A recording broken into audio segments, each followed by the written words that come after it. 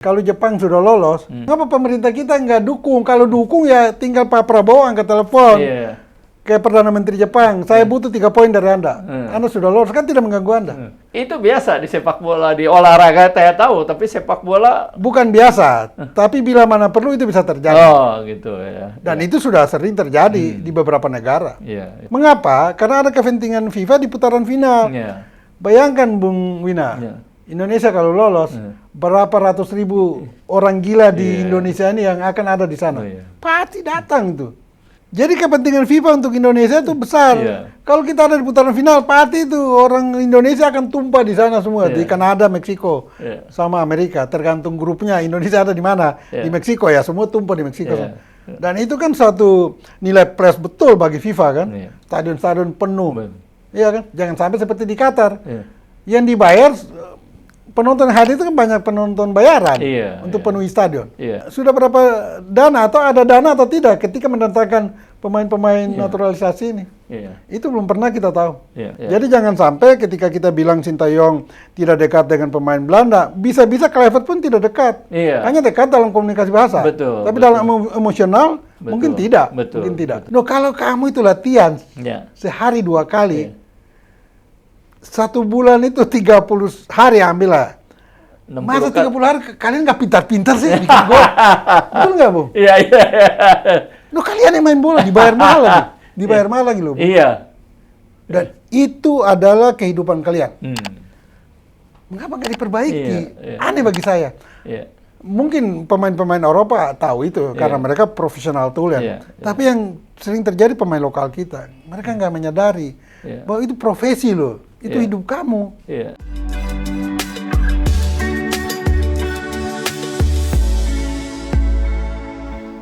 Halo, jumpa lagi kita dengan Podcast 9. Sebuah podcast yang selalu mendiskusikan masalah-masalah yang sedang berkembang di masyarakat, termasuk wacana-wacana yang ada dan mungkin juga gagasan-gagasan yang muncul. Seperti biasa, kami selalu mengingatkan, tegakkan hukum, dan berikan keadilan. Tema kita kali ini agak lain dibanding dengan biasa. Kita akan membicarakan satu olahraga yang penggemarnya begitu banyak di Indonesia dan yang akhir-akhir ini menjadi topik, yaitu bagaimana peluang kesebelasan Indonesia menuju Piala Dunia 2026. Mungkinkah Indonesia akan lolos ke sana dan mencatat sejarah baru? Atau karena ada pergantian di tengah-tengah program, Indonesia akan kandas? Untuk itulah kami mengundang seorang narasumber, seorang wartawan kawakan yang pernah bertugas di Kompas dan sekarang menjadi pengamat sepak bola yang masih didengar pendapatnya oleh kalangan bola, yaitu Yes Ayas, atau kita biasa sebut Bung Yes. Apa kabar Bung Yes? Baik-baik Bung Wina. Selamat datang di podcast kami. Terima kasih. Terima kasih atas kehadirannya. Di hari ini mendung dan hujan gitu ya. Iya, betul. Mudah-mudahan tidak prestasi sepak bola kita juga tidak mendung ya, cerah gitu ya Bung Yes.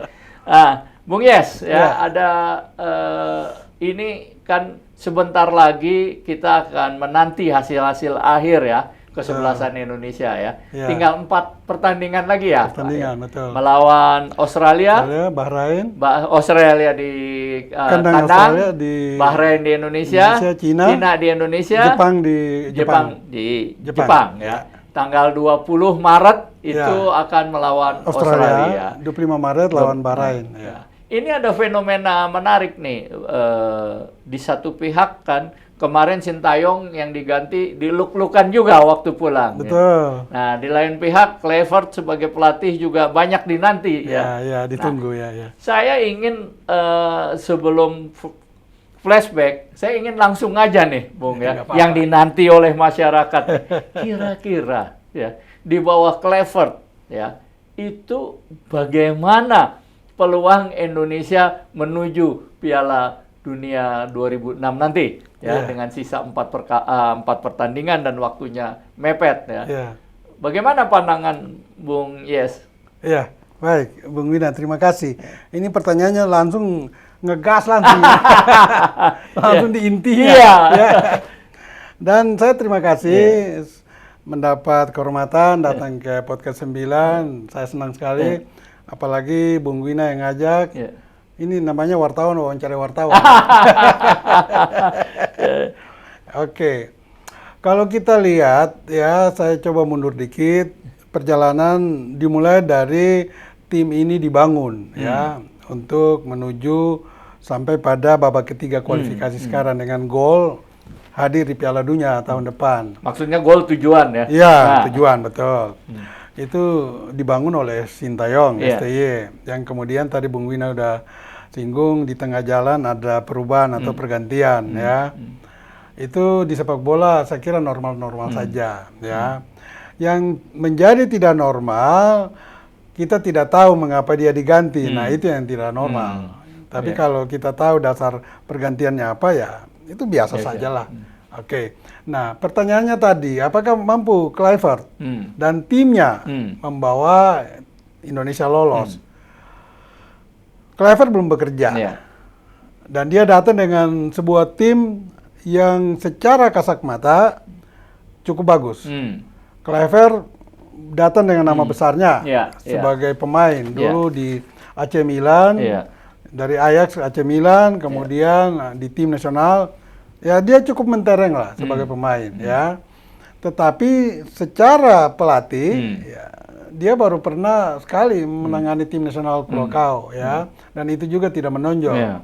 Ya, kemudian juga dia di backup oleh 2 asisten. Ya, dalam sekarang timnya. 3 ya? Ada sekarang 3. Gerald Vandenberg, ya. Itu juga mantan pemain nasional Belanda. Dan 2 lainnya itu Alex Pastoor dan juga Denny Lansat. 3 orang ini, atau lebih khusus 2-nya, Alex dan Denny, itu ilmu kepelatihannya lebih moncer dibandingkan dari Kluivert sendiri. Ya. Sementara Gerald belum kelihatan, ya, tetapi sebagai pemain dia hampir sama dengan Kluivert, menonjol, ya, dan memang terkenal di tim nasional Belanda. Pertanyaan yang paling krusial, setelah hadirnya Kluivert dengan timnya, yaitu pada 6 Januari kemarin, atau 12 Januari, sampai dengan sekarang, sudah sebulan lebih kalau nggak salah, ya? Belum, sebulan. Hampir sebulan. Mereka bikin apa sekarang? Jadi ini by proses yang harus kita dalami dulu. Sampai pada nanti lolos atau tidak. Nah, yang membingungkan kami, yaitu netizen dan penggemar bola, ini kok tidak ada informasi dari federasi maupun dari tim Kluivert ini bahwa apa yang mereka sudah kerjakan sudah hampir sebulan ini. Hanya diam saja, lalu makan gaji buta dalam sebulan. Nah, ini harus diinformasikan ke masyarakat sehingga kita pun, kita ini, Bung Wina dan saya, sebagai orang-orang yang tajam dalam mengkritisi, tetapi tetap bersikap independen, itu bisa menyampaikan pendapat, ulasan, bahwa tim ini nanti seperti ini, seperti itu, gitu loh. Nah, jadi kalau selama hampir sebulan ini belum kelihatan, ini bisa akan menimbulkan gesekan atau perdebatan di kemudian hari. Dan ini juga rupanya menurut saya sedikit tidak produktif, ya, kontraproduktif di sini. Karena kalau melihat tujuan Erick Thohir, ya, sebagai Ketua Umum PSSI, sepertinya dia punya komitmen yang tinggi. Kalau tidak dibilang ambisi, ingin meloloskan Indonesia. Dan saya kira kita semua sepakat untuk itu. Untuk itu, ya. Mungkin sebelum dijawab tadi pertanyaan yang udah ngegas itu, kan Anda jelaskan dalam sebulan ini tidak ada informasi yang baik. Apakah ini berarti PSSI kan mengeritik sistem komunikasi yang dilakukan oleh Sintayong? Tapi sebenarnya komunikasi dari PSSI sendiri apakah bagus gitu? Ya, tepat sekali. Betul. Ya, kan? Salah satu alasan Sintayong dilepas, buruknya komunikasi Sintayong dengan pemain. Tidak ada komunikasi yang terjalin harmoni di antara dua pihak itu. Nah, sekarang PSSI sendiri sepertinya tidak memperlihatkan contoh yang baik. Iya kan? bagaimana kita media dan masyarakat bisa memonitor, mengikuti perkembangan Kluivert dan timnya menangani tim ini. Karena sekarang seluruh pemain atau mayoritas 90% pemain itu ada di luar. Iya. Kalau dihitung kan katanya Patrick Kluivert akan datang awal Februari. Ya, awal Februari ya. Kita bertanding lawan Australia 20 Maret. Awal Januari kemarin, Patrick, bukan Februari. Iya, dia datang ke Indonesia diperkenalkan awal Januari. Iya, tapi betul. Mau kembali lagi mulai bekerja awal Februari kan. Betul. Ada apa namanya disparitas 1 bulan ini. Nah, itu yang tadi Bung Yes katakan nggak tahu. Nah, dari awal Februari ke awal ke 20 Maret itu ya 1,5 bulan. Tapi kan kita ingat dia harus away kan, tandang. Ya berarti seminggu sebelumnya kan datang ke Australia minimal aklimatasi segala macam ya. Kemudian tinggal waktu ya 1,5 bulan nggak ada ya kan, mengambil pemain yang tadi Bung Yes bilang di seluruh Indonesia. Mungkin dari situ segala macam ya kan, karena tanggal 25 dia kan harus kembali ya Jakarta. Berarti begitu tanding ya hanya waktu persiapan ke Cina nggak ada ya kan 2 hari 3 hari. Ya, habis bertanding di Australia balik sini harus perjalanan mungkin 1 hari, perlu relax, perlu apa mungkin 2 hari 3 hari. Artinya waktu dia tuh mungkin hanya maksimal 1 bulan. Iya, betul. Perhitungan saya hanya 3 minggu sebenarnya yang efektif gitu ya. Nah, bagaimana Bung Yes melihat di tengah mepetnya ini kok tidak dipakai seefisien mungkin waktunya? Apa yang sebenarnya terjadi? Iya, benar sekali. Karena ketika STY diganti itu ada durasi waktu yang hampir 2,5 bulan kan. Itu cukup untuk bagaimana Kluivert membangun komunikasi dulu. Baru kemudian end on-nya misalnya lakukan pertandingan uji coba. Di sela-sela ada rest dari klub-klub yang melibatkan pemain-pemain itu. Itu dia harus sudah punya itu. Timeline-nya untuk melakukan persiapan secara teknis maupun secara non-teknis. Nah, sebuah tim itu biasa, terutama tim nasional, kalau dia bertanding dalam kalender FIFA, itu klubnya harus melepaskan. Itu memang rule-nya, peraturannya gitu ya. Nah, tadi Bung Wina bilang bahwa bagaimana mereka menggunakan efisiensi waktu semaksimal mungkin untuk persiapan tim ini. Nah, kalau kita hitung-hitung waktu, sekarang ada 1,5 bulan sampai menuju 20 Maret. Nah, Kluivert biasanya atau tim pelatih biasanya mendatangkan pemain-pemain itu seminggu sebelumnya, dan itu dilakukan oleh Sintayong juga, karena itu kalender FIFA. Nah, apakah Kluivert mampu mengoptimalkan tim ini sampai pada performa terbaik di hari H nanti melawan Australia misalnya? Dalam waktu durasi 1 minggu itu. Nah, 1 minggu ini pun kita harus melihat adaptasi dari pemain. Mereka ada di Eropa, iklim yang berbeda dengan Indonesia, karena dia harus kembali Indonesia baru ke Australia. Atau juga ada langkah-langkah yang fleksibel dan efisien dilakukan oleh manajer tim biasanya itu. Kalau yang dari Eropa bisa direct langsung ke Australia. Tetapi berarti tim yang dari Indonesia harus sediakan waktu ya minimal 10 hari. Sudah lebih dulu di sana. Jadi menunggu yang dari Eropa datang, langsung join untuk berlatih ya 5-6 hari cukup lah, kan? Meningkatkan performa kerjasama timnya. Nah, itu kalau dijalanin secara baik, tetapi itu pun harus terbuka kepada masyarakat, sehingga ketika kita mengkritisi atau masyarakat mau menolak atau mendukung, mereka punya dasar yang kuat untuk berbicara bahwa persiapannya tidak bagus, jadi pantas saja kalah. Ya, atau persiapan bagus dan memang menang. Jangan sampai persiapan bagus tapi kita kalah, itu juga kan aneh. Atau kebalikan, persiapan tidak bagus kita menang. Nah, itu semua harus terbuka. Jadi kembali tadi Bung Wina bilang, kalau PSSI sendiri pecat Sintayong karena salah satu alasan komunikasi yang buruk, PSSI juga sekarang harus sadar bahwa komunikasi mereka pun buruk. Itu kenapa ya PSSI komunikasinya buruk? Ya, saya ini kan 33 tahun di Kompas dan 90% saya meliput sepak bola, termasuk federasi. Yang saya tahu sebelum ini ya, itu ada bidang media, juga ada sekjen.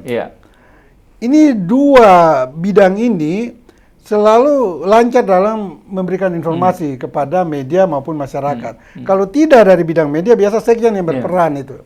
Apapun dia akan menjawab semua pertanyaan. Dan di zaman saya yang sekjen paling memang dekat dengan media itu Pak Nugraha Besus, sudah almarhum.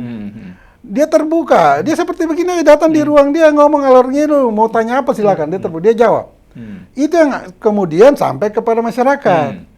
Sehingga masyarakat itu memang sampai detail pun ikuti perkembangan itu tim nasional.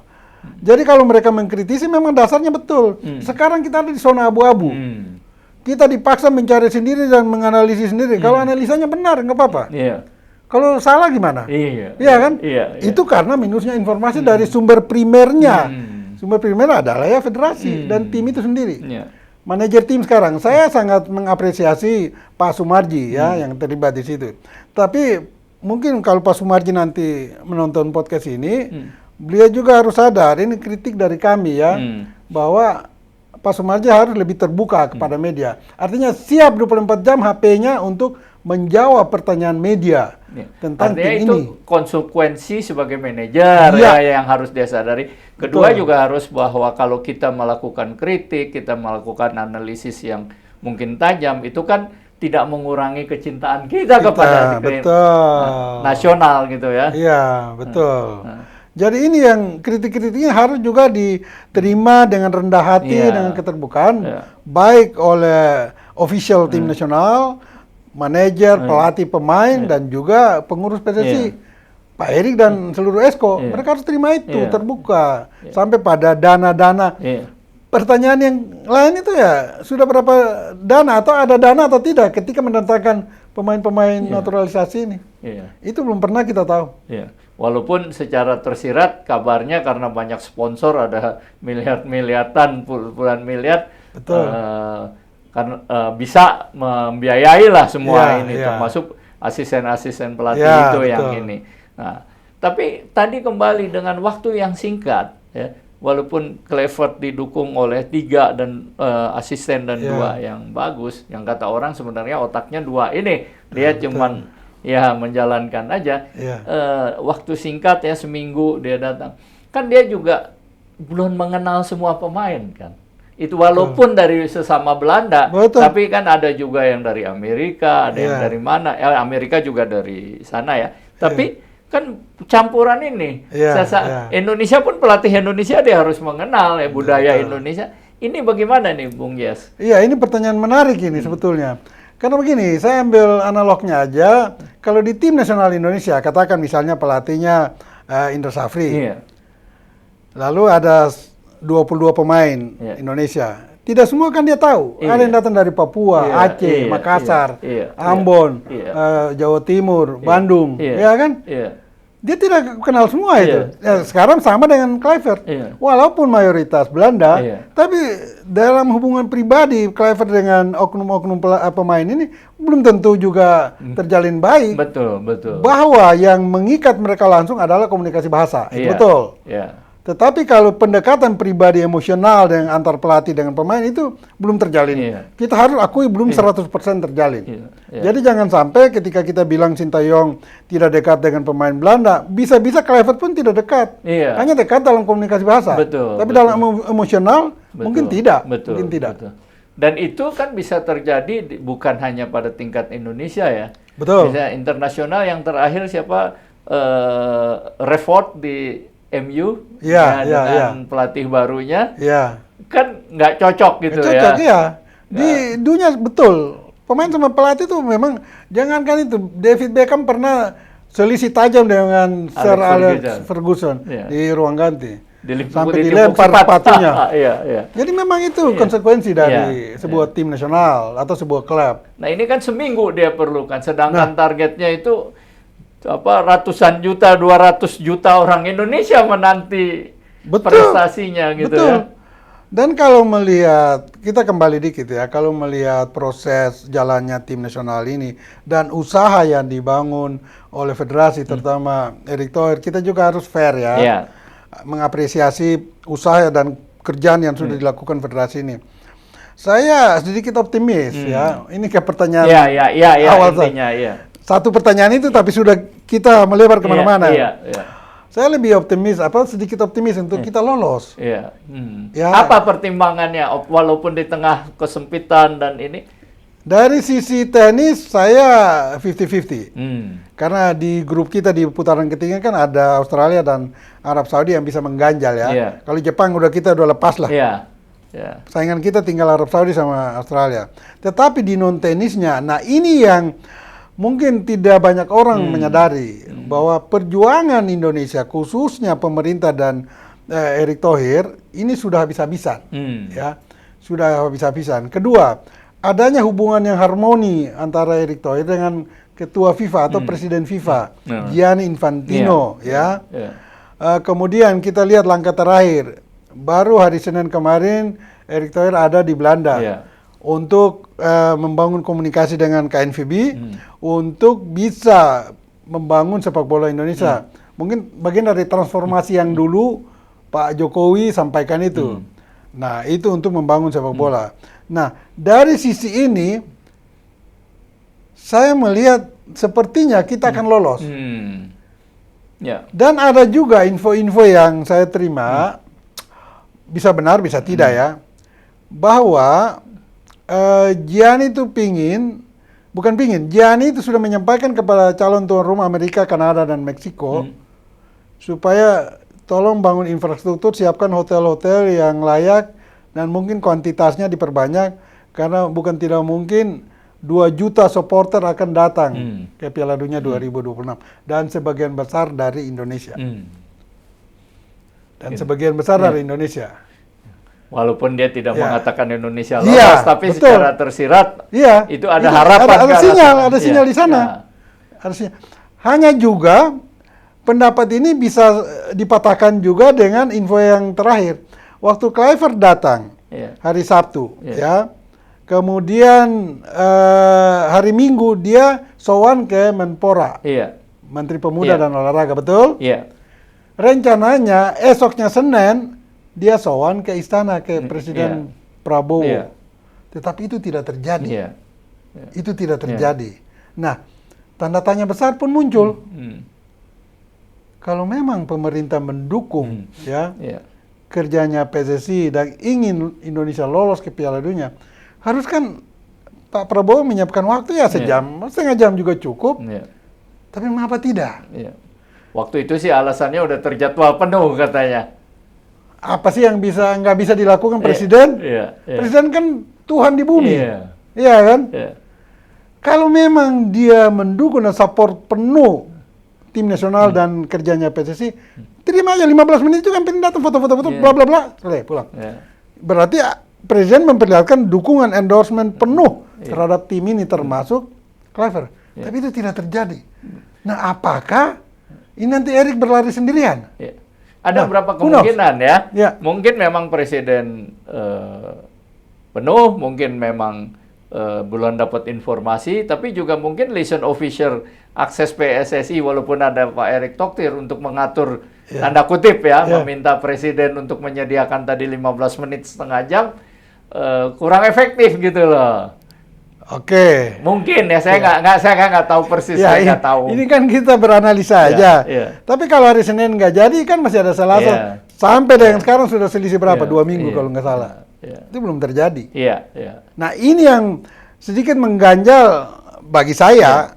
Pendapat saya tadi bahwa kemungkinan lolos ini juga sedikit mengganggu. Apakah kalau tidak ada dukungan endorsement dari Presiden dan pemerintah? Ini bisa bahaya. Gitu ya, jadi. Nah, itu kan berarti menurut Bung Yes perlu ada satu keadaan yang favorable, yang kondusif ya, di luar masalah teknis, sebuah tim lolos gitu. Kondisi semua harus persuasif dan bagus, kondusif ya. Dari semua elemen, semua stakeholder harus menyatu mendukung tim ini. Dan yang paling menonjol adalah mulai dari pemerintah, Presiden. Turun ke federasi. Kalau federasi oke lah udah. Baru turun ke stakeholder misalnya, supporter, masyarakat. Ada di belakang tim ini secara penuh. Apalagi datang Kluivert dengan timnya yang memang kita lihat secara kualitas bisa diandalkan ya. Nah, tapi kalau pemerintah mulai memperlihatkan sikap yang tidak mendukung, ini bahaya. Itu bahaya loh. Menurut saya, kok Prabowo tidak terima, dan ini sudah waktunya udah lewat lama loh. Kalau hari itu oke lah, mungkin berhalangan, tapi masa hari-hari berikut? Gitu ya, itu menjadi pertanyaan Bung Yes ya. Ada saya apa? itu mengusik saya. Kalau memang ini lolos, harusnya pemerintah ikut dong. Tuh lolos ke pemerintah kok sepertinya tidak. Nah ini bahaya. Bahaya. Tapi kalau dari aspek teknis bagaimana, Bung Yes? Oke, dari sisi teknis, dua asisten Kluivert ini jago-jago ya, pelatih-pelatih yang sudah memperlihatkan kualitasnya di kompetisi Eredivisie Liga 1 Belanda, sehingga mereka pasti sudah menemukan ya format atau starting 11-nya, 11 pemain yang akan menjadi andalan tim ini. Tinggal yang membackup siapa-siapa. Mulai dari semua posisi itu. Kalau kiper udah nggak tergoyahkan lah, Maarten Paes ya. Tetapi lini belakang, tengah, dan depan pasti sudah ada di memorinya ini asisten pelatih dan juga Kluivert sendiri. Nah, tetapi dari lini depan atau di lini depan ini yang perlu harus ditingkatkan lagi atau menjadi prioritas paling utama. Dan memang di masa Sintayong kan tumpul ya lini sama depan sekali tumpul. Kita ya. Gol-gol itu dari pemain yang bukan dari lini belakang dan tengah. Nah, lini depan ini harus ditingkatkan kualitasnya, bobotnya, produktivitasnya. Kita lihat selama ini Rafael Struijk menjadi anak kesayangan Sintayong, tapi hanya dia baru cetak 1 atau 2 gol. Tidak sesuai dengan jumlah pertandingan yang sudah menit yang sudah dimainkan oleh dia. Datang Ragnar Oratmangun, lebih menonjol, tetapi juga belum menemukan sentuhan terbaiknya sebagai penyerang. Karena Bung Wina, main bola itu ada tugas tanggung jawab masing-masing lini. Ya, lini depan itu tugasnya adalah mencetak gol. Betul. Kamu mau main sehebat apapun, kalau kamu tidak mencetak gol, minggir. Gak ada artinya ya. Minggir. Jadi harus oportunis ya. Iya betul. Itu udah taken kontrak gitu. Nah, celakanya selain kualitas mencetak golnya tidak bagus, mereka pun tidak mendapat support atau feeding yang maksimal dari lini tengah. Lini depan akan menjadi mandul dan tidak produktif kalau lini tengah itu tidak mensupport bola-bola ke mereka. Itu harus. Itu jalinan kerjasama secara teknis harus terjalin. Dan juga lini belakang itu juga sebaiknya sering-sering memanfaatkan bola mati untuk bisa mendapat gol. Bola mati itu bisa dari tendangan bebas atau dari tendangan sudut. Mereka bisa heading. Itulah perannya lini belakang untuk dalam mencetak gol. Nah, fungsi lini tengah dia menjadi keseimbangan untuk dua lini, depan dan belakang. Ini pun belum ada pemain yang betul-betul bisa diandalkan. Tom Haya oke lah, tapi juga harus ada 1 atau 2 lainnya untuk mengimbangi. Karena kalau dalam sistem kompetisi yang panjang ini harus ada 2 atau 3 pemain, bukan 1. Untuk membackup. Iya, kalau satu saat Tom Haya berhalangan sakit cedera, ini tim ini yang tadinya performa 80% atau 90 bisa drop jadi 60. Kan terlalu jauh. Karena tumpulnya di lini tengah. Padahal itu lini menjadi keseimbangan permainan tim itu. Nah, kita mungkin fokus ya dulu ke lini depan. Kira-kira Kluivert dengan timnya bakal memilih siapa? Termasuk mungkin yang sedang akan dinaturalisasi ini untuk membuat efektif ya. Pokoknya ada gol aja dia tugas dia. Ya, kalau kita lihat di tim kepelatihan Kluivert sendiri adalah penyerang. Ya, penyerang tengah. Dan kalau informasi yang bahwa Dirkayt akan ikut gabung untuk menjadi pelatih penyerang, itu luar biasa lagi. Nah, untuk materinya, kan sudah ada yang paling sering rajin dimainkan oleh Sintayong adalah Ragnar Oratmangun dan Rafael Struijk. Kalau yang baru termasuk ada yang mau dihadirkan lagi, yaitu Ole Romeni. Ole Romeni yang ada di Oxford United, satu tim dengan Marcelino Ferdinand. Nah, menurut saya sepertinya Ole Romeni akan mendapat tempat utama. Sepertinya dia akan menyingkirkan Rafael. Kalau Ragnar, dia lebih dinamis dan pada second line sedikit lebih gesit, terutama dalam pengambilan posisinya, timingnya itu. Dia lebih bagus dari Rafael. Nah, kalau oleh Romani akan gabung, ini mungkin ada perubahan dikit. Tentu juga harus feeling shooting dari mereka berdua ini harus ditingkatkan. Baik oleh Kluivert maupun oleh Dirk Kuyt. Mempertajam dua orang ini khususnya, atau siapapun di lini depan. Belum juga ada pemain lokal kita, Hoki Caraka atau Ramadan Sananta. Bisa juga. Kalau last minute mereka meningkat dalam performa di Liga 1, bukan tidak mungkin mereka akan masuk dan menjadi pemain inti. Itu tentang lini depannya. Jadi saya berharap kalau ada Dirk Kuyt dan Kluivert yang sudah memang penyerang tengah, harus ada perubahan. Itu harus itu. Jangan sampai baik Dirk Kuyt ada, Kluivert memang ada di situ, tapi penyerang kita masih mandul. Wah, itu sudah kesalahan besar, cacat besar itu. Cacat besar dari tim pelatih ini. Kalau mereka tidak bisa meningkatkan kinerja dan performa lini depan. Bagi saya itu cacat.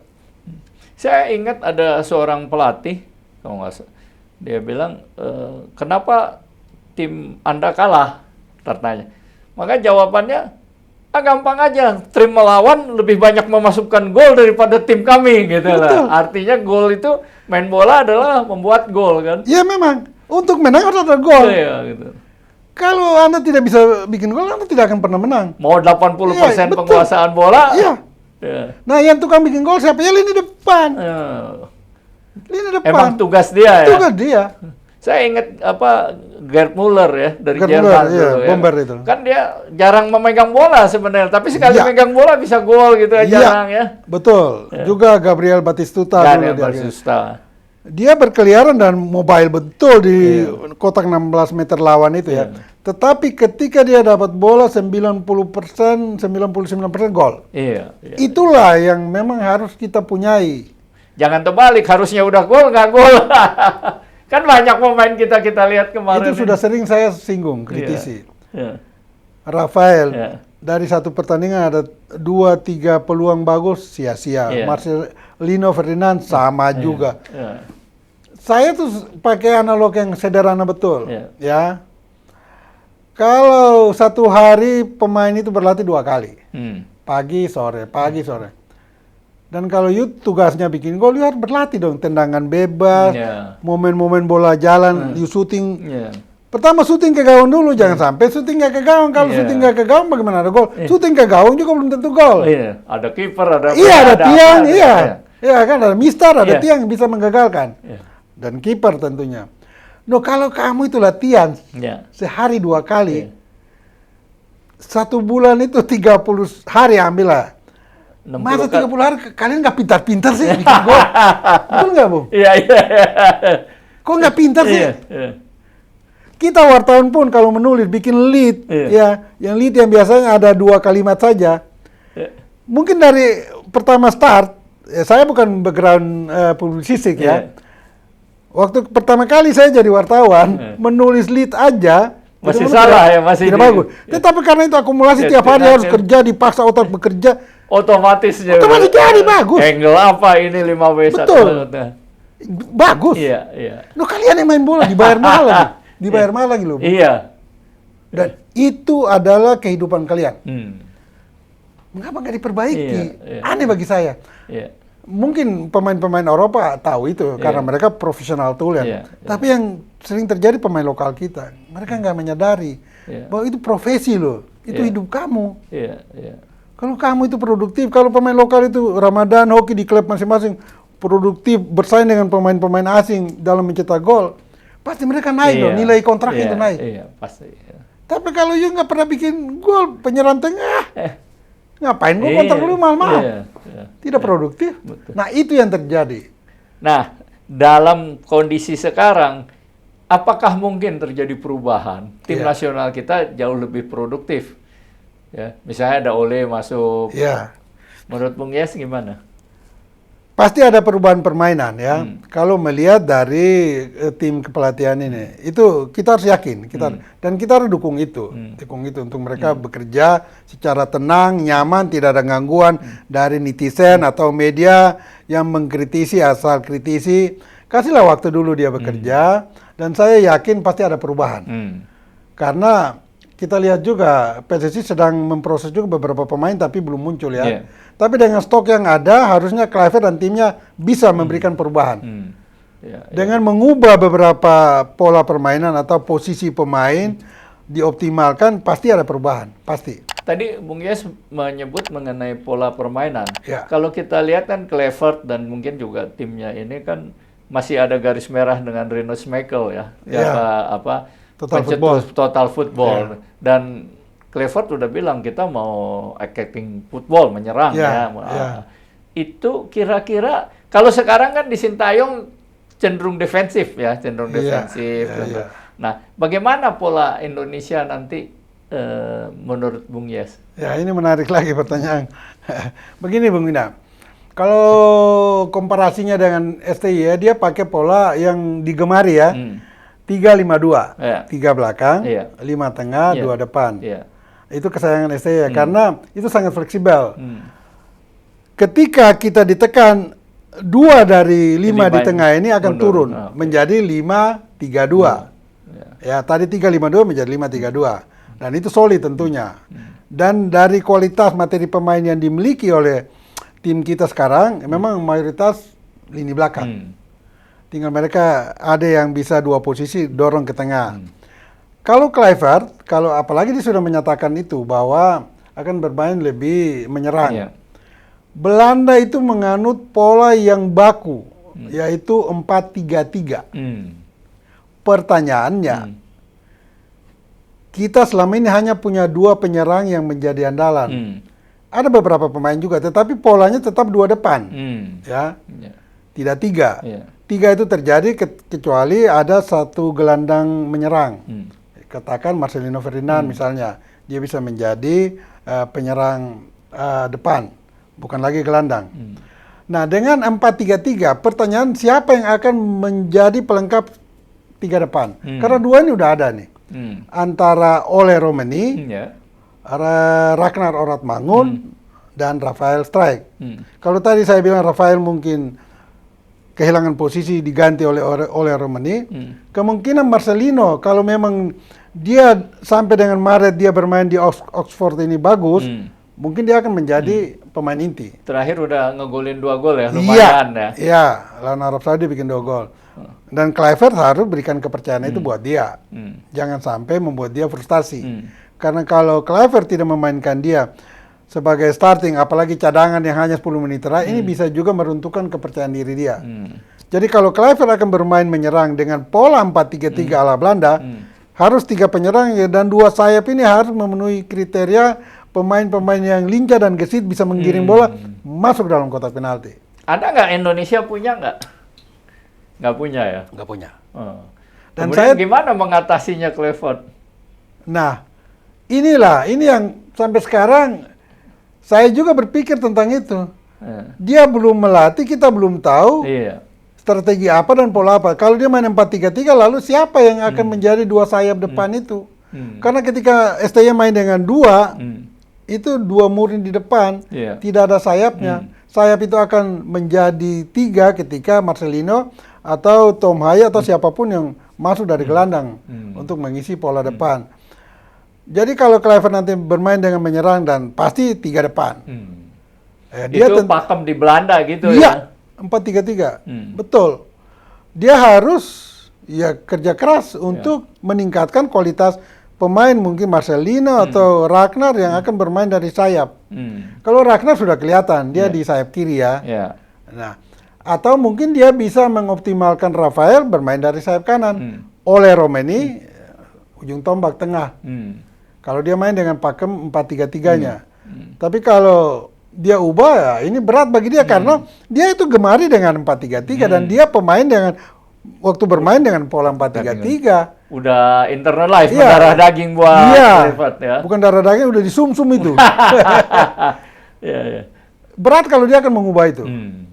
Kalau dia tidak memakai pola 4-3-3 dengan 3 penyerang ini berat. Mungkin akan kacau balau itu tim. Tapi kalau dia main dengan 4-3-3, dia harus bikin 2 sayap itu.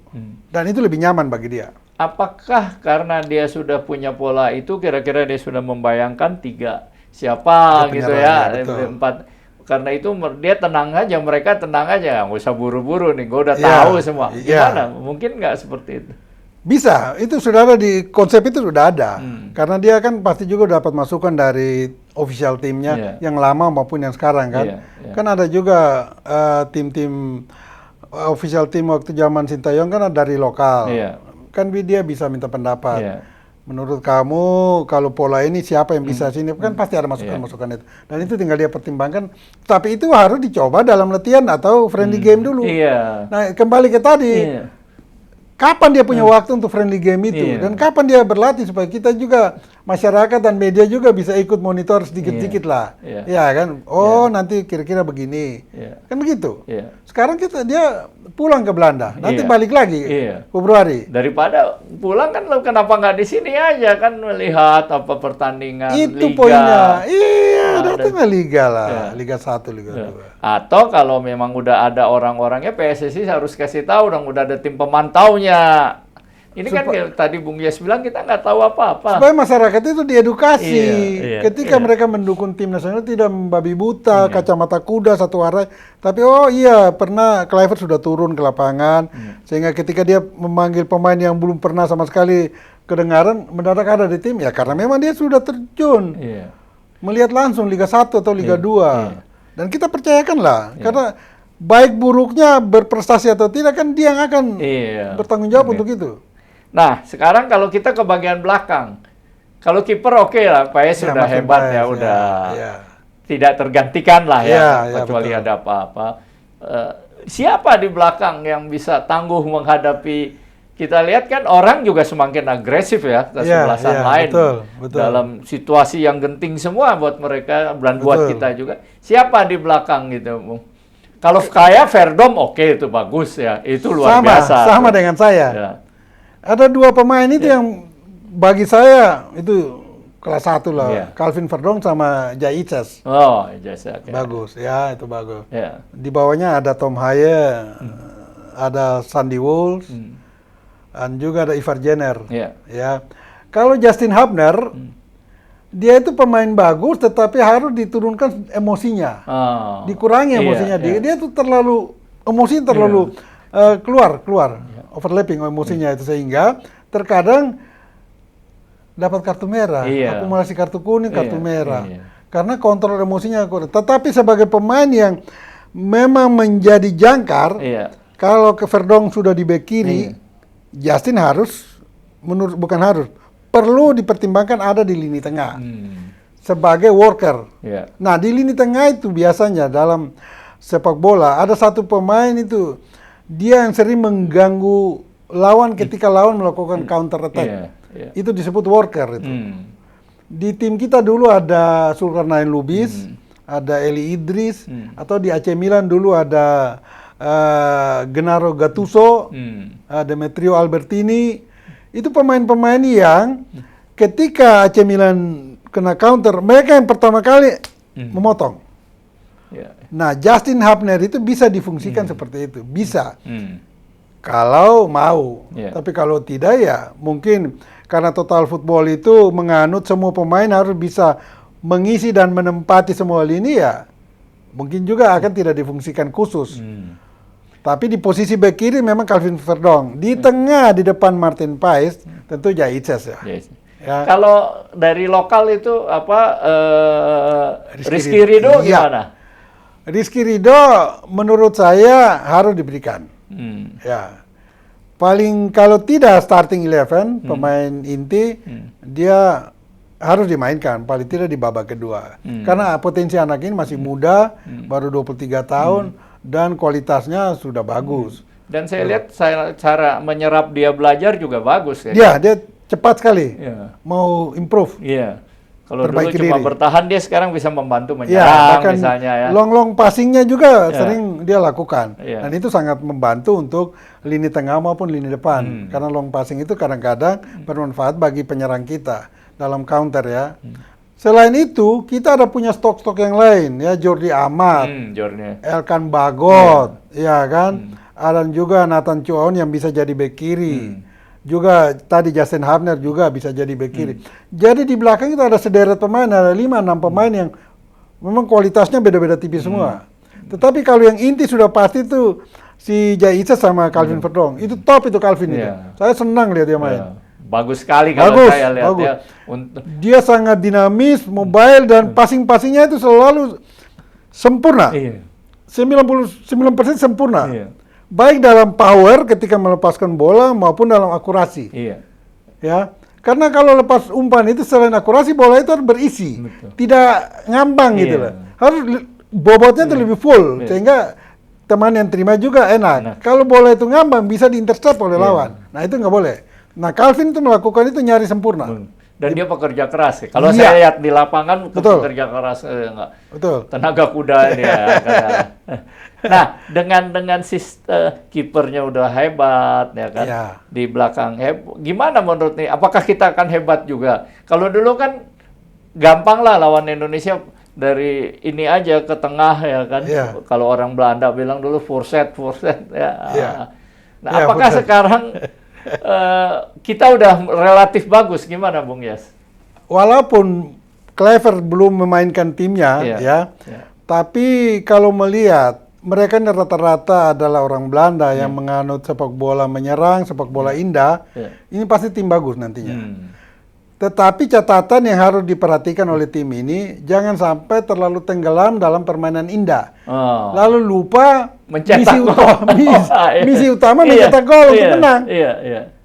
Karena kalau mereka terlampau santai bermain, bola-bola pendek, lalu menusuk mendadak, sementara lawan bertahan total, lalu ketika mereka frustasi, bola mundur lagi, lalu main indah-indah aja, terus waktu berjalan habis. Gol nggak ada. Nah, ini bahaya. Saya juga ingin tanya nih ke Bung Yes. Ini kan karena dianggap sepak bola modern adalah build up dari bawah. Iya, betul. Ya. Tapi saya lihat kadang-kadang pengertian atau konsep build up ini disalahgunakan, Bung Yes. Bukan disalahartikan. Maksudnya gini, build up itu kan supaya kita membangun serangan dan teratur bisa masuk ke lawan. Iya, betul. Nah, tetapi karena atas nama build up, pemainnya sedang pemain lawan di depan kita, ya kan? Bola oleh kiper dikasih yang di depan. Itu berapa kali terjadi gol gitu ya. Dari kiper atas nama build up dikasih ke back yang ada. Padahal lawan ada di situ. Dan sebagian besar lawan itu ada di depan gitu. Di intercept atau segala macam, ada kesalahan. Terjadilah hampir gol, bahkan beberapa kali gol kita tercipta karena hal semacam itu. Nah, padahal menurut saya sih walaupun build up bisa saja. Misalnya Jordi Amat tadi bagus kan umpannya ke depan, Verdong bisa. Kalau karena dengan orang maju, maka ada pertahanan lowong di lawan. Kan itu bisa dipergunakan juga. Tidak harus, karena build up kita harus disiplin mati, nggak bisa. Padahal itu mengancam gawang kita. Gimana nih Bung Yes? Betul, Bung Wina. Itu yang pernah dilakukan oleh Martin Paes kan, bikin blunder. Betul. Nah, itu yang tadi saya bilang, terlalu enjoy mau bermain indah atau terlalu overconfident, percaya diri. Nggak mungkin dia intercept lalu dikasih aja. Taunya lawan punya speed yang bagus, dia masuk dapat, selesai gol. Nah, ini yang nggak perlu terjadi. Melakukan kesalahan-kesalahan kecil yang tidak menguntungkan, tetapi akibatnya fatal bagi kita. Langsung dihukum itu ya? Iya. Nah, itu yang bukan saja di pemain belakang, pemain depan pun sama. Yang tadi Bung Wina udah singgung. Ada peluang kok nggak jadi gol. Itu peluang itu tidak mungkin peluang yang sama. Tidak mungkin terjadi dalam satu pertandingan 2-3 kali. Enggak. Sehingga kalau you sebagai penyerang, peluang sekecil apapun, kalau itu terbuka, optimalkan 100% gol. Kalau you sia-siakan, selesai. Nah, kembali kepada kesalahan-kesalahan elementer, tidak saja pemain belakang, pemain tengah pun sama. You ketika menghadang orang, jangan sampai terlalu berlebihan, karena wasit sekarang itu dibantu VAR, itu bisa menangkap kesalahan yang kita buat, dan itu risikonya kartu merah, itu bahaya. Bahaya, dan pemain kita kan berapa kali sudah kena kartu merah, karena kesalahan-kesalahan tidak perlu. Nah, ini tidak boleh terjadi, apalagi kita sudah mulai masuk ke babak-babak yang penentuan dan sangat strategis sekali untuk bisa menang atau tidak, kan? Sehingga kalau kita bisa hindari kesalahan, itu akan lebih baik. Tapi kalau tidak, jangan sampai kesalahan itu membuat kita usaha besarnya gagal total karena kesalahan yang tidak perlu. Gitu. Nah, kita udah bahas nih kan ya timnya. Sekarang kita hadapkan keadaan situasi ini dengan lawan. Kita kan ada 4 pertandingan ya. Terakhir betul. Jepang oke lah kita lepas ya. Walaupun Australia menahan 1-1 juga bisa. Lawan Australia dalam waktu pertama, kemudian lawan Bahrain Cina, dan Cina. Nah, kita ingin 1-1 dulu nih, Bung ya. Lawan Australia ya di 20 Maret ya. Dan mereka juga pelatihnya baru juga ya. Tapi pelatih baru ini punya catatan oke waktu mengganti ya. 4 kali dia nggak pernah kalah. Ya kan, terakhir Jepang pun seri 1-1. Dan dia udah bilang aneh Indonesia ganti pelatih yang bagus. Ya kan dia ya. Menurut versi dia. Atau maksud dia gue mau lecehin lu. Ya, gitu kan? nggak tahu kita gitu. Kira-kira kita lawan Australia gimana nih, Pak? Kans kita kan harus 2 nih, Australia dan Bahrain. Bahrain nanti kita bahas lagi. Betul. Harus menang lawan Australia di kandang mereka. Kondisinya sama-sama ganti pelatih. Hanya Australia sedikit diuntungkan. Ya, diuntungkan pertama itu pelatih dia yang baru sudah mencetak kemenangan. Karena sudah pernah tampil. Pelatih kita belum pernah tampil. Yang kedua, Australia bermain sebagai home team. Ini menguntungkan dari segi atmosfer, ya, juga cuaca dan kondisi di stadion nantinya. Jadi saya sudah pernah juga singgung itu bahwa ketika melawan Australia nanti, bagusnya kita draw, lebih bagus kita menang. Tetapi untuk mencapai draw aja agak berat, ya, karena Australia sadar betul mereka melihat Indonesia itu kompetitor yang paling utama untuk mendampingi Jepang lolos langsung. Ya, sebagai peringkat kedua nanti. Iya. Sehingga kalau mereka tidak bisa mengalahkan kita, selesai. Oh gitu? Selesai. Kalau seri mereka? Seri selesai juga. Seri selesai. Karena apa itu? Kalau lihat hitung-hitungan poin, ya, dan lawan yang akan dihadapi, kita ambil 1 poin dari Australia, ya, maka kita akan dapat 6 poin dari Bahrain dan Cina. Berarti 7 poin. 7 poin. Sekarang kita ada berapa poin sekarang? 6. Nah, tambah 7, 13. Itu lolos. Australia mungkin ada di 12 nantinya.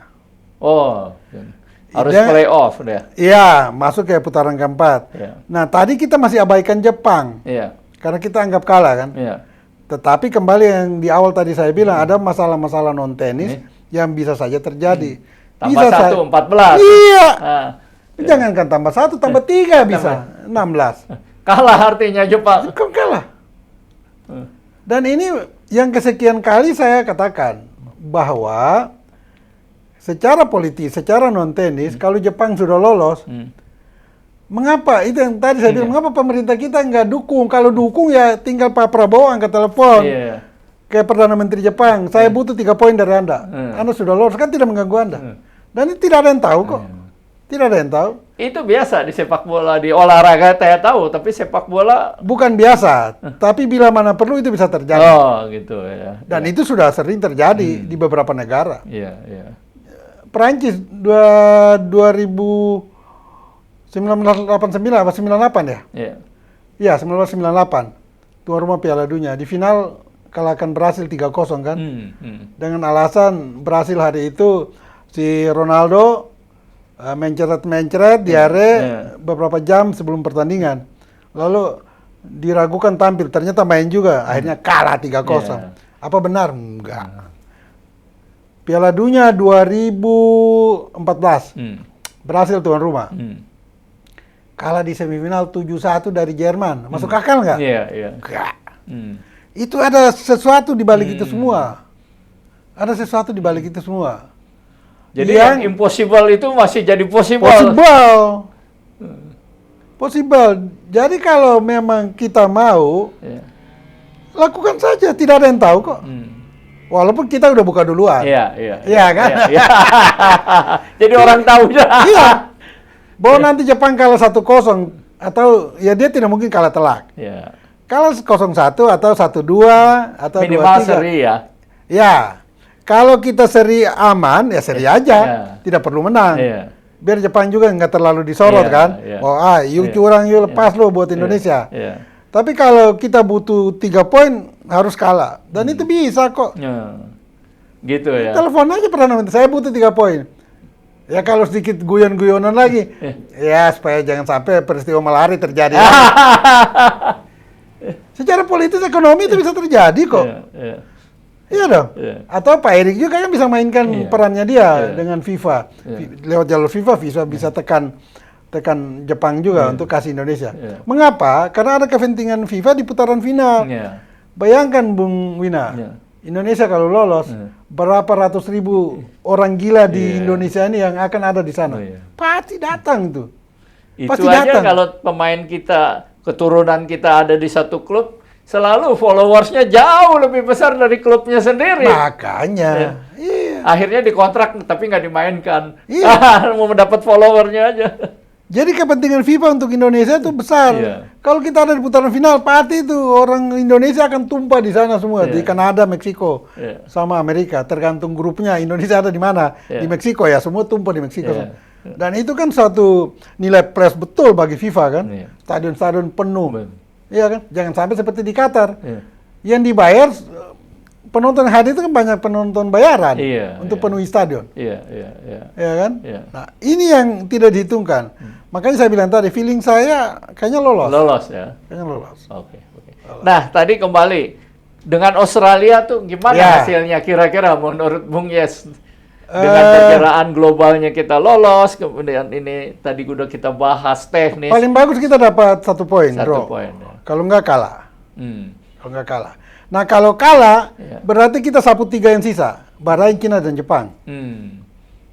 Supaya kita lolos langsung. Masih ada kemungkinan kalau kita kalah dari Australia untuk peringkat kedua? Iya, ada. Kedua atau ketiga lah. Pokoknya kita lolos lah ke Kalau Piala 3-4 kayaknya lebih aman. Iya. Gitu. Tapi saya bicara yang langsung. Nomor 2 ya. Nomor 2. Kalau kita kalah dari Australia, dan kita bisa ambil 3 pertandingan berarti 9 poin. Iya kan? Sekarang kita ada di 6 poin. 6 poin. 6 poin kan bisa jadi 15 poin. Pasti lewati Australia itu. Tapi apa, Bung Yes yakin nggak Australia bisa kita kalahkan dalam situasi seperti sekarang? Bisa. Karena materi tadi. Dan mereka bermain akan lebih nyaman. Lebih nyaman. Karena komunikasi tadi antara mereka dengan Kluivert dan timnya itu lebih terbuka dan nyambung kan. Sehingga kalau seorang pemain bermain tanpa beban dan nyaman, itu keluar semua itu. Keluar semua teknik, ilmunya itu. Dan ini kan karena sebagian besar pemain naturalisasi tidak ada perasaan minder water kompleks, rendah diri gitu ya. Nah, sama gua kan. Kalau pemain Indonesia bisa aja main di luar negeri. Ya kan? Iya, udah down duluan kan, minder. Bahkan mungkin Australia segan dengan pemain-pemain kita yang Belanda semua ini. Pasti mereka yang segan itu. Sampai pelatihnya mengundurkan diri kan karena sama kita. Betul. Jadi kalau kita kalah, sepertinya kita ambil 3 terakhir. Lawan Jepang kita harus ambil. Dengan segala konsekuensinya, politisnya itu. Tapi target kita minimal adalah draw, seri dengan Australia. Kalau seri dengan Australia, kita seri dengan Jepang juga cukup. Gitu. Ya kan? Berarti kita nanti ada 14 poin dapat. Kalau seri dengan Australia, kalah dengan Jepang nanti? Berarti kan kita dapat 2, bisa dapat 3 atau 4, tapi 2 kayaknya agak susah. Susah. Dapat 3, 4 dapat. Kalau kita seri dengan Australia, kalah 7 lah, kita dapat seri 1, dapat dengan Bahrain 1, jadi 4, dapat dengan Cina 1, 3 lagi kan? 3 lagi. Jadi kalau sekarang 6, ambil 1 dari Australia 7, ambil 6 dari Bahrain dan Cina, 13 kita. 13. Peluang kesebelasan lain mencapai 13? Susah. Iya, susah. Karena mereka juga akan saling mengalahkan. Iya kan? Hanya kita juga jangan terlalu overconfident, lalu mengabaikan kekuatan Bahrain dan Cina. Nah, kita sekarang ke Bahrain nih, di kandang sendiri. Gimana nih menurut Bung Yes? Kalau ukurannya di pertemuan pertama di kandang Bahrain, harusnya tidak ada kata bahwa kita tidak ambil poin penuh. Harus, itu udah bicara harus saja. Menang. Tapi Bahrain ini belakangan kan agak bagus juga di kejuaraan Jazirah Arab. Jazirah Arab, ya. Boleh-boleh saja, boleh-boleh saja. Tetapi iklim pertandingan atau turnamen di Jazirah Arab dan iklim pertandingan di kualifikasi Piala Dunia kan beda. Beda. Apalagi tekanan. Kita ada kasus kemarin kan dengan Bahrain. Ya. Nggak mau di Indonesia segala. Itu mempengaruhi nggak nanti pertandingan? Sebetulnya mempengaruhi kalau jaraknya dengan pertandingan dekat. Tapi ini kan udah jauh banget. Itu bulan Desember apa November kemarin kan. Sehingga udah hilang lah itu. Apalagi FIFA dan AFC sudah menjawab bahwa pertandingan lawan Bahrain tanggal 25 Maret tetap di Jakarta. Nah, bagi pemain Bahrain sendiri berpengaruh nggak? Kan orang rakyat Indonesia secara emosional kan ini dianggap musuh gitu loh. Mereka datang agak membuat khawatir atau grogi nggak? Pasti. Karena mereka sudah lakukan kesalahan yang sangat mencolok hari itu di kandang mereka dibantu betul sama wasit Oman itu kan. Dan mereka menyadari itu. Pasti kita datang di Jakarta ini dapat teror habis-habisan pasti. Dan teror itu puncaknya di stadion. Kan penonton kita ini gila-gila semua itu, menteror lawan itu kan. Nah, itu akan mempengaruhi permainan Bahrain juga mempengaruhi ada, pasti. Dan membuat peluang kita lebih besar untuk menang ya. Tapi kembali lagi, kita semua berharap tim kita ini tetap tampil konsisten dan konsentrasi penuh. Jangan sampai merasa pasti kalah lu Bahrain. Ini yang bahaya. Lalu anggap remeh berbahaya. Dan itu kan juga karena kita main tanggal 20, kan? Perjalanan aja ke sini 21. 21 Maret maksud saya. Ya kan pertandingan tanggal 25. Jadi waktunya juga mepet dan lelah nih pemain kan. Nah, untuk perjalanan itu PSSI memang sudah siapkan itu semua. Mereka mempermudah pertama dengan menyewa pesawat sendiri khusus. Kedua, mungkin setelah melawan Australia, dan kan waktunya lebih cepat itu di Australia. Nah, setelah itu langsung mereka terbang itu, langsung ke bandara terbang balik. Jadi tanggal 21 udah di Jakarta. Berarti 21, 22, 23, 24 ada 4 hari. Recovery kan cukup lah itu. Recovery sehari lah dia misalnya. 21 istirahat, 22 udah cukup berlatih menuju 25 kan. Cukup. Jadi Bung Yes agak optimis nggak melawan Bahrain, walaupun tadi kita tetap harus hati-hati, waspada, nggak boleh menganggap rendah atau apa. Saya kira bukan saja saya optimis, mayoritas 90% warga pencinta sepak bola dan pendukung fanatik tim nasional menang. Harus menang. Karena ukurannya kita kalau nggak menang lawan Bahrain selesai sudah. Selesai. Mungkin paling bagus ada di urutan 3 atau 4. Lupakan itu urutan 2. Berarti kita buka lembaran baru lagi, menghadapi lagi lawan-lawan di putaran keempat nanti. Tapi kalau menang kita tetap optimis untuk peringkat kedua. Dan memang harus kejar peringkat kedua. Kalau kita ada di 3 atau 4 lalu masuk putaran keempat, bahkan nanti kelima itu udah mungkin bosan atau jenuh juga Dan resikonya besar juga. Dan bisa juga pemain kehilangan kepercayaan diri. Kan? Tadinya udah tinggal selangkah, gagal. Waduh, ini kerja berat lagi. Itu berat loh. Secara emosional, psikologis itu berat. Berat, mahal, dan sebagainya lah. Belum lagi itu, biaya segala macam. Iya kan? Bagi federasi tentunya, bukan pemain. Nah, dengan Cina? Cina kembali lagi. Waktu di kandang Cina, Qingdao, dia unggul 2-0, kita bisa mengejar dengan 1 gol lalu kalah tipis 1-2 kan. Dan permainan kita tidak jelek hari itu. Itu apa sih yang terjadi dengan Cina? Cina kan waktu itu lagi trennya kalah. Kita menang gitu ya. Kok Indonesia bisa kalah gitu loh. Nah, isu yang muncul, ini juga bisa benar bisa tidak. Karena kita kan outsider semua. Tidak tahu betul apa yang terjadi di internal tim kita. Isu yang muncul itu memang sudah ada gesekan sebelum melawan Cina tuh. Sampai pada selesai melawan Cina. Karena beberapa strategi taktik yang ingin dimainkan oleh STY ini tidak cocok dengan sejumlah pemain. Lalu mereka coba bangun komunikasi, tidak nyambung. Dan hari itu Tom Haye yang mencetak gol balasan itu kan baru dimainkan di babak kedua. Susunan agak aneh itu dari awal. Mengapa itu terjadi? Rumor yang muncul karena ada hard feeling dari STY kepada beberapa pemain, termasuk Tom Haye.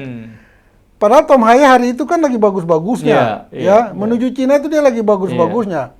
Nah, kalau ada 2-3 orang yang sama dengan Tom Haye itu pasti tidak dimainkan. Tetapi saya berpikir juga kalau dia sama sekali tidak memainkan Tom Haye, dia bisa celaka sampai sini dilempari telur busuk sama ini netizen kita. Pertanggungjawabkan mengapa Tom Haye tidak dimainkan.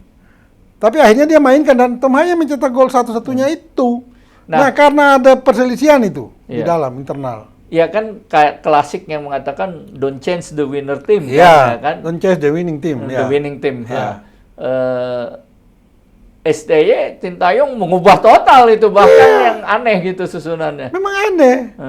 Itu karena memang tidak ada harmonisasi lagi antara dia dengan sejumlah pemain. Nah, pemain-pemain yang mungkin vokal itu tetapi pemain-pemain vokal ini yang sudah membuktikan mereka bagus di lapangan. Dan itu sudah dipegang oleh netizen. Jadi kalau STY mau tendang mereka juga dia berpikir 1000 kali. Gue bisa menghadapi netizen ini. Kalau pemain ini sama sekali tidak main. Bahkan dikeluarkan. Dan itu dia sudah lakukan terhadap beberapa pemain. Mark Locke, Jordi Amat, Elkan Bagot. Sekarang gimana sih Elkan Bagot hubungan sebenarnya dengan Sintayong dan kemudian kemungkinan dipanggilnya sekarang? Ya kalau Sintayong udah masa lalu lah, itu memang keras kepalanya Sintayong aja. Akhirnya Elkan Bagot juga dengan alasan bahwa tidak mengikuti perintah datang gabung untuk melawan Guinea untuk Olimpiade itu kan? Sebetulnya tidak begitu. Jadi hari itu Elkan Bagot itu oleh klub libur sehingga dia liburlah ke satu negara mana itu sama pacarnya itu. Nah, untuk itu STY panggil dia udah terlanjur libur, gimana lagi mau dipanggil? Dia nggak datang ya. Nah, tetapi kalau untuk Kluivert dia harus lebih terbuka untuk memanggil semua pemain-pemain naturalisasi yang pernah mendapat paspor hijau, termasuk Bagot, Mark Locke yang ada di Persib Bandung, juga Jordi Amat. Itu harus dipanggil semua. Tinggal latih terakhir, lihat performanya bagus nggak. Tapi harus fair, kasih kesempatan buat mereka kembali ke tim nasional. Terutama yang tadi Elkan Bagot sama Jordi Amat. Itu pemain-pemain bagus. Dan harus dikasih kesempatan. Nah, dengan diskusi itu, bagaimana menghadapi Cina kesimpulannya? Kita menang juga. Anda hanya yakin agak ketat. Ketat. Tapi menang lah. Artinya minimal sudah 6 poin itu ya kita dapat ya. 3-4 mungkin udah 12. 6 tambah 6 ya. Iya. Tinggal Australia kalau dapat 1 13. Lawan Jepang ambil 1 14. Aman itu, aman. Karena Arab Saudi dan Australia akan sulit ngejar di 14. Oh, gitu ya. Baik, Bung Yes. Aduh, perbincangan kita panjang juga ini ya. Tapi sebelum mengakhiri, kembali saya ingin bertanya pertanyaan pertama gitu. Yang tadi udah langsung saya kemukakan. Melihat tadi faktor-faktor yang kita uraikan, yang kita diskusikan. Kesimpulannya, menurut Bung Yes, opportunity, peluang tim Indonesia untuk pada akhirnya lolos. Nah, apakah lolos lolos dengan 2 besar atau playoff? Betul. Nah, ini bagaimana pendapat Bung Yes sekaligus mungkin sebagai closing statement-nya? Iya, betul. Pertama saya berharap kita semua mulai dari sekarang berdoa. Berdoa bukan saja untuk menang, tapi Tuhan berikan kekuatan bagi official maupun pemain dan seluruh stakeholder, termasuk pemerintah berikan endorsement yang kuat, penuh, dan federasi sudah bekerja keras. Dan kita netizen supporter mendukung penuh. Dan saya yakin lolos. Kalau tidak lolos langsung, idealnya lolos langsung sebagai peringkat kedua di putaran ketiga. Mungkin kita akan ambil di playoff putaran keempat nantinya. Oke. Terima kasih Bung Yes ya. Mudah-mudahan ini bukan yang terakhir wawancara kita ya. Nah, kita mengharapkan Indonesia lolos. Demikianlah. Oke, thank you ya, terima kasih. Obrolan kami dengan Bung Yes, seorang wartawan kawakan, seorang wartawan yang berkarir banyak sekali di dunia olahraga, khususnya sepak bola, seorang wartawan yang pernah berkarir di Kompas dan sekarang menjadi analis sepak bola. Dan saya menggarisbawahi mudah-mudahan dan dari berbagai faktor yang ada, Indonesia diyakini oleh Bung Yes akan lolos ke putaran kejuaraan dunia 2026. Oke, terima kasih atas perhatiannya dan jangan lupa tegakkan hukum, berikan keadilan. Sampai jumpa lagi.